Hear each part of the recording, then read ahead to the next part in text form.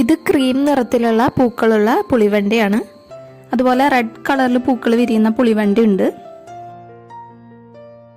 നമ്മളിത് അധികം യൂസ് ചെയ്യാറില്ലെങ്കിലും തെലുങ്കാന, ആന്ധ്ര ഇവിടങ്ങളിലൊക്കെ ഇത് വളരെ ഫേമസ് ആണ്. ഗോങ്കുര എന്നാണ് ഇത് അവിടെ അറിയപ്പെടുന്നത്. ഇതുപയോഗിച്ചുണ്ടാക്കുന്ന ഗോങ്കുര പച്ചടി വളരെ ഫേമസ് ആണ്. പച്ചടി മാത്രമല്ല, ഇതിൻ്റെ കായയുടെ പുറന്തോല് കൊണ്ട് ചട്നി, അച്ചാർ ഇതൊക്കെ ഉണ്ടാക്കാൻ പറ്റും.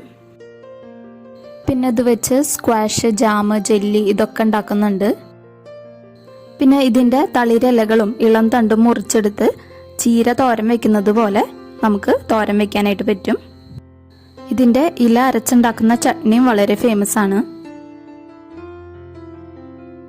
അറബി രാജ്യങ്ങളിലും ഈ ചെടി വളരെ ഫേമസ് ആണ്.